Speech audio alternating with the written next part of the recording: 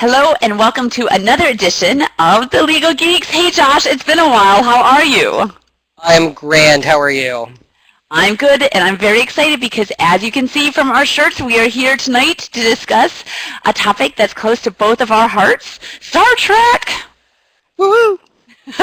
And specifically, of course, Star Trek Into Darkness, the new J.J. Abrams Star Trek movie that came out a few weeks ago. You and I have both done posts now on Star Trek.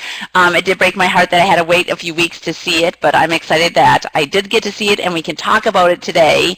And I know you wanted to start off with a topic that is central to the Star Trek universe, which is The Prime Directive. Now, I have blogged about this before, but there was a 4-part comic book series prior to Darkness coming out called Countdown to Darkness that dealt with former captain Robert April, who was from the animated series, the first captain of the Enterprise.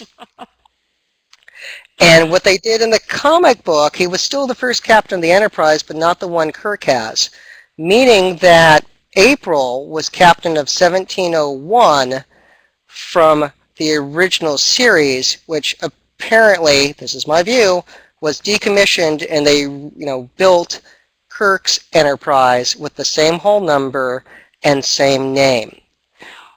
whoa, that gets complicated, and that's way beyond my Trek knowledge. So, Countdown to Darkness dealt with April, who had gone native on a planet involved in the Civil War, trying to keep one side of the Civil War from being slaughtered. And all kinds of shenanigans take place.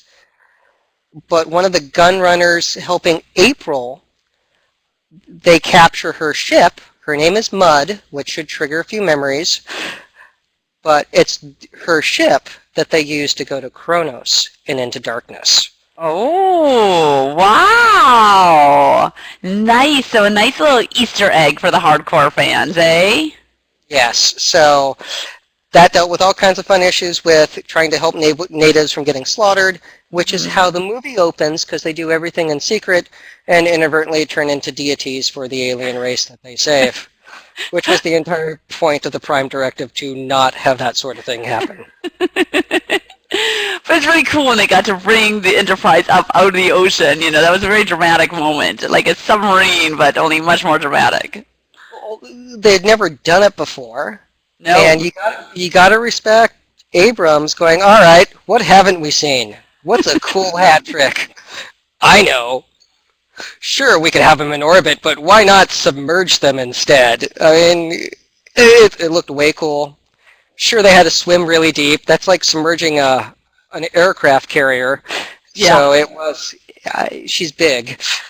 So yeah, it was very, very fun. But that's a fun little homage to how the beginning starts with saving the natives from the volcano. Well, very cool. And you noticed, of course, and I have to admit, I can't think of it off the top of my head, that there were e-discovery issues in Star Trek Into Darkness. What were they? At the beginning, when Khan offers to save the little girl who's sick, and the operative from Section 31 blows up the London office. Okay. He sends an email, and there's the discovery issue. Now, granted, That's they don't. Right. All right. That's right. The computer forensic side of it comes in Scotty, doing forensic analysis on the trans-warp teleporter to figure out where Khan beamed to. And so there's the computer forensic side of it.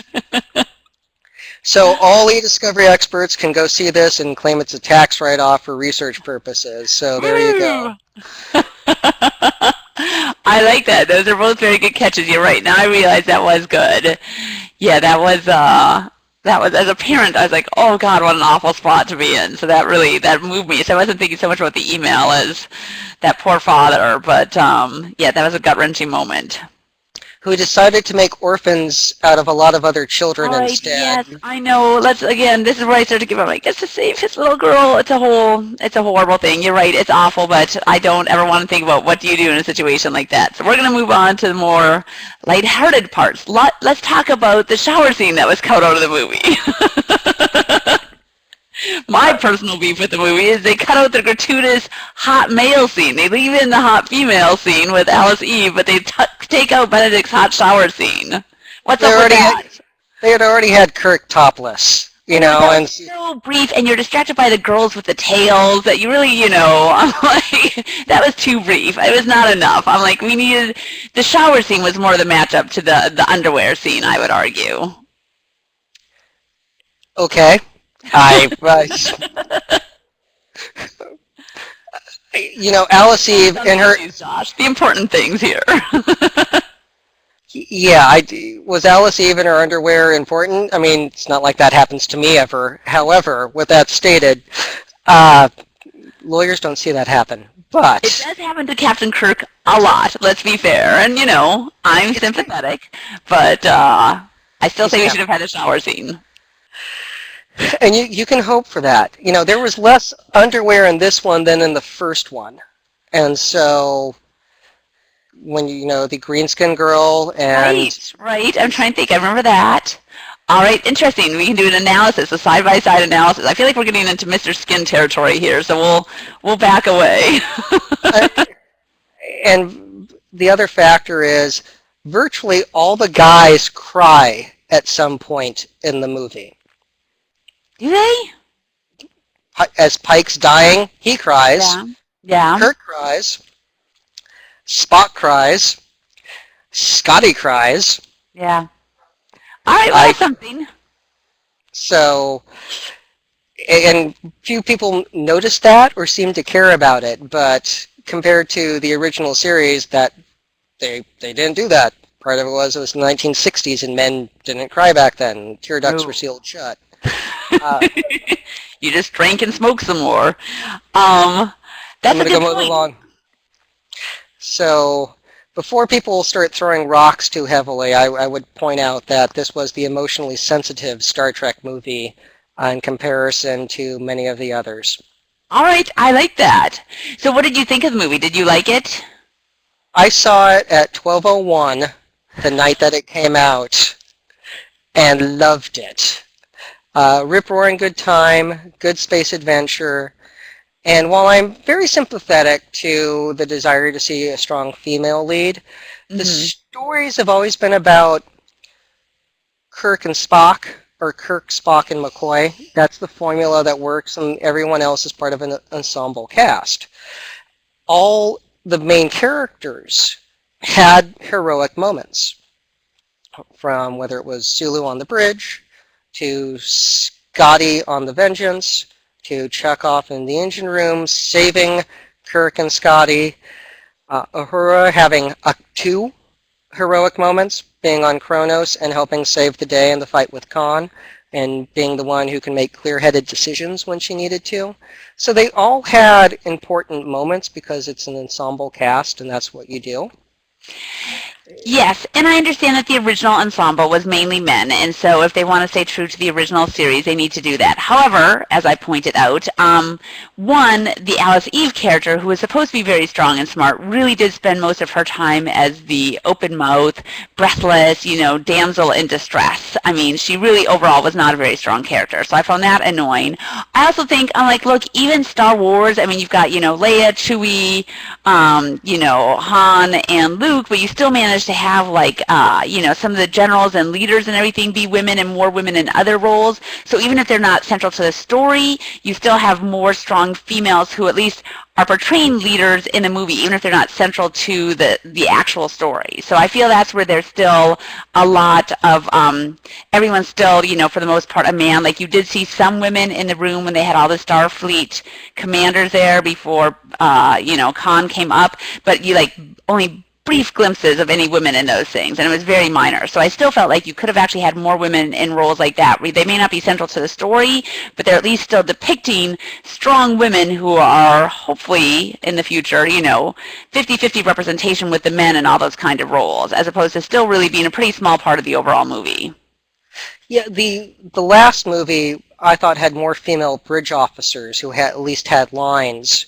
Like as Vulcan was disintegrating and doing the analysis of they needed to get away, they're just, there were more in the background and more with Right. lines, who were actually saying things. Now, I do want to see it again and pay attention to it since I did see it at midnight, but I do have pretty good recollection of things. The other half, it would have been nice to have had an Easter egg when they had the captains and the first mates gathering in Starfleet Command. Yeah.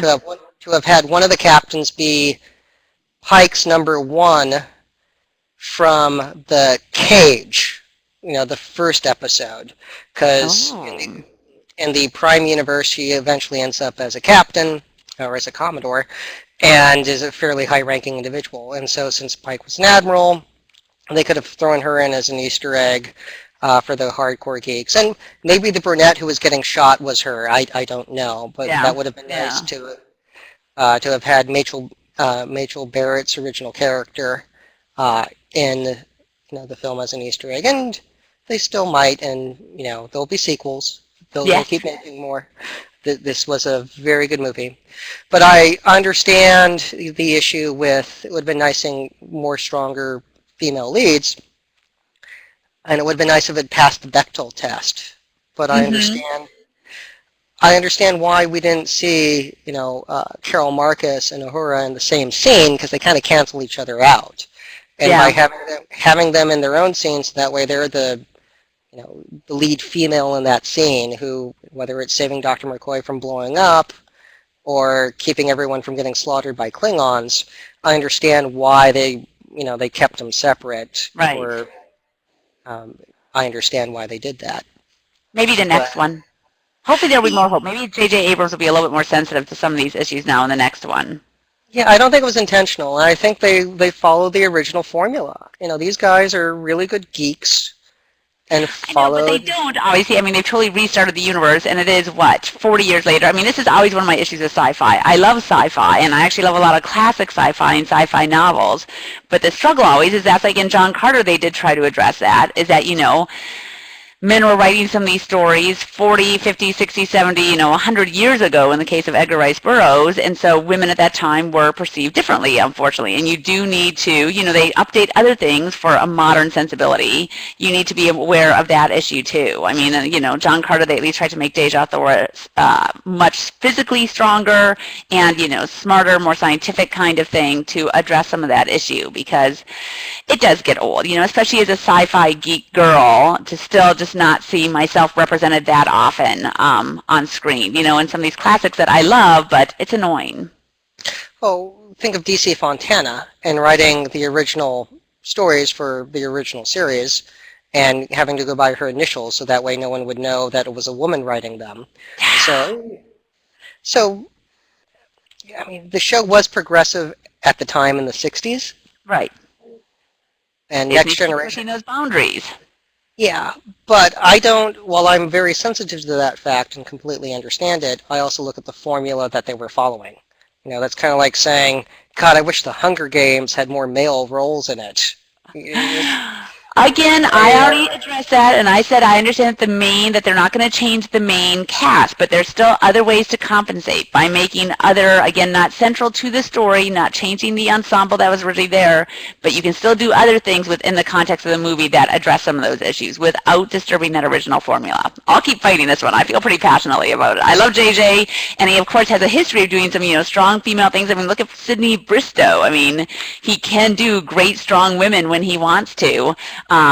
So I just think, again, maybe it is you get a little bit lazier, like, well, this is how it was in the original Star Trek, and so you don't think about, okay, we need to, it's 40 how many years later now? We need to change some of these things, almost 50? It's coming up on 50.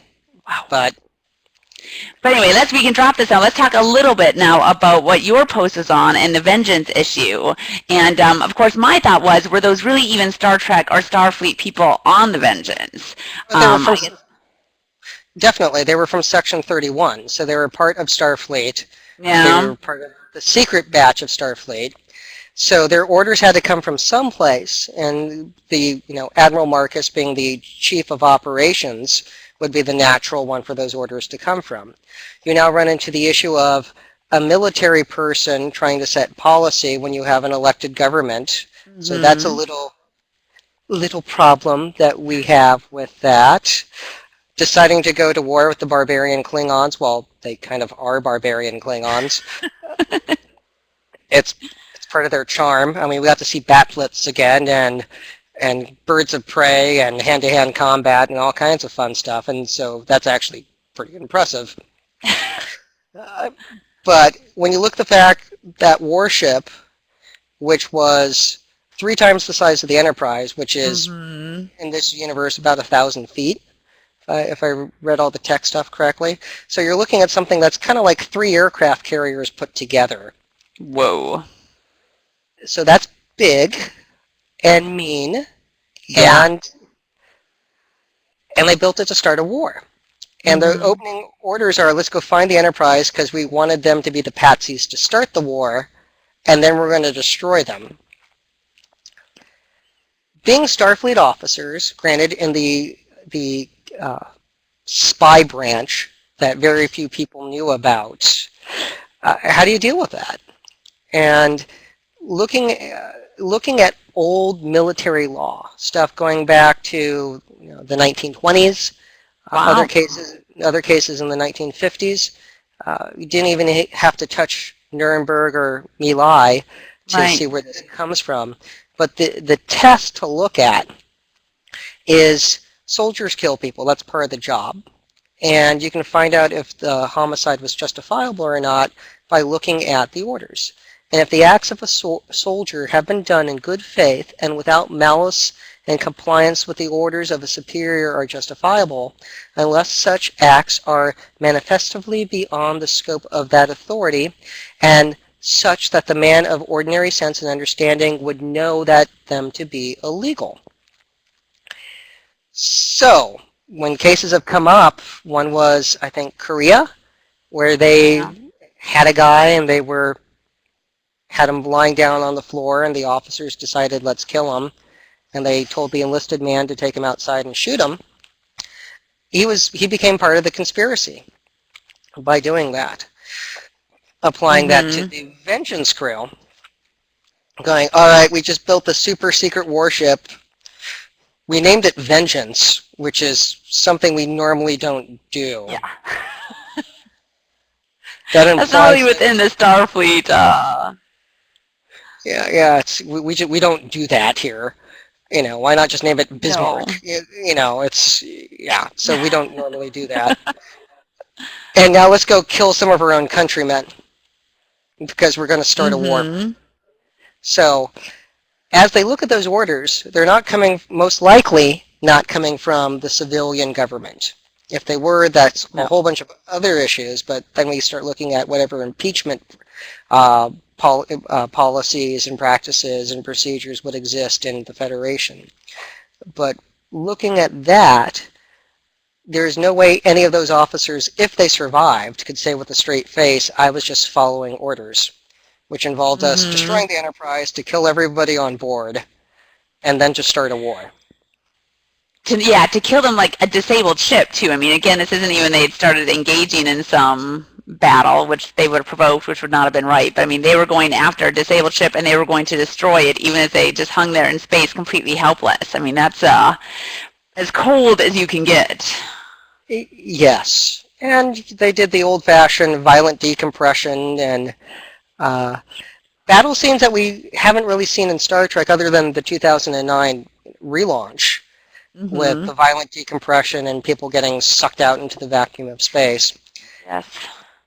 And that happened at least twice in this movie, so... Yes, it was pretty violent in that sense. So there was a lot there. It was obviously awesome, the whole Scotty on the Vengeance, because I was very upset at first when he was not on the Enterprise and when he left. I mean, the bar scene was great, but still, I think you can't not have Scotty on the Enterprise. But having him show up on the Vengeance like that was an awesome, like, holy cow kind of moment. And as a nice homage to Star Trek 3, he sabotages the ship, just as he did on Excelsior. Yep. Or would do. This is where time travel and alternate realities get confusing. And then there's the bigger issue of how many tribbles does Dr. McCoy keep just to experiment on? I know, I'm like, have they already had their issues with the tribbles? Is he aware of what he's getting himself into here? That was my thought too with the tribbles. I'm like, is this pre the trouble with tribbles, or is this post and he knows what he's doing kind of thing? Or I'm like, is this just another ticking time bomb waiting to go off? In the comic, and I don't read all of this comic, I just read the countdowns and 2 other series, but I don't read the mainline comic, but they addressed the Tribble homeworld and issues with tribbles in the comics. I haven't read them, okay, but I've been told that. Huh. So, well, I have to tell you, it's actually been a while since I've gone back to watch the original Star Trek movies, and I really do need to see them, and it's been a long time since I've seen Wrath of Khan, because the whole earwig or whatever, the thing that went in the ear, always freaked me out, so I did not like that one as a kid, so I always stayed away from that one. But UW is actually showing it on the Terrace next Monday night, and so I'm going, and I am very excited to see that, especially now, of course, with this whole, obviously, it won't tie in completely, but it will be kind of fun to see it after having seen this reboot and reintroduction of Khan. On Netflix, Star Trek II has jumped up in popularity because people are watching it, and one of my friends who's an attorney down in Southern California, she's like, I just remember the movie with the whales. And I was like, well... I love the whale one! That was 4, the most commercially successful, but if you watch 2... And didn't Spock actually direct that? I think Leonard Nimoy actually directed 4. He did. He directed 3 and 4. Oh, I didn't know he did 3, too. Yep, that was the first one he directed. Shatner directed 5. Was that the Undiscovered Country, the God one? Yes. Well, yes. It was Final Frontier, which was the God one. Undiscovered. So 6 was Harv Bennett, which was Undiscovered Country. And that's with the Shakespeare quoting Klingons, right? Yes. That's actually my favorite. I love that one. It's a very good one. Oh, it is, with the whole lock and load and fire, and I get chills, yeah. So the homages they did to Wrath of Khan were exceptional. And this, you can't have a movie with Khan without someone screaming Khan at the top of their lungs. Yes. You just can't. It's just not brilliantly done. So I enjoyed it. I respect the issue with Carol Marcus should have done more. I mean, Alice Eve is a very attractive woman, but it would have been, and she is reading the audiobook, but that would be nice if she had just been a touch stronger, because the original Carol Marcus had a little more gravitas to her. Huh. All right. Interesting. I did not know that. But she'd also been, had a kid with James T. Kirk, and probably the breakup and everything probably would have hardened someone. Yeah, I could see Kirk. Yeah, that would, yes. On the flip side, she did see her dad have his skull crushed in front of her. So I know, I try not to think about that part. That really is, even as bad as he was at the end, that is still incredibly gruesome. Yeah, okay, see, that's a bad, between that and the earwig thing, I'm like, Khan is very unpleasant. I think I need to go watch the whale one now. Watch Spock swim with the killer whales. Go snuggle with a tribble, and you're in your safe place in the holodeck. Well, Josh, as always, it is fun to talk to you, and it is always awesome to discuss Star Trek. I am glad that I finally got to see it, and I did, loved it no matter what, so just had small nitpicks with it.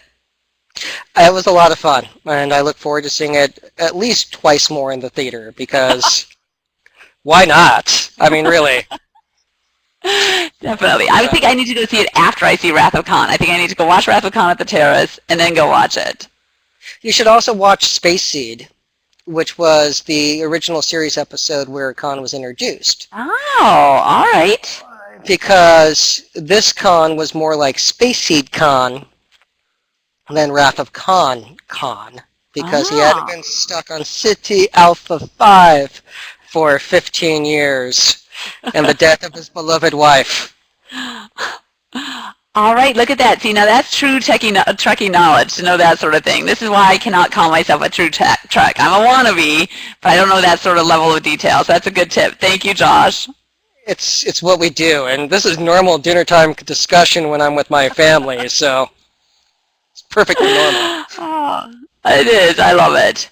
All right, well, Josh, live long and prosper. Thumb out, Jessica. Thumb out. Oh, look at me. I'm so bad. I didn't even know. Live long and prosper. All right, thank you. I'm a fraud.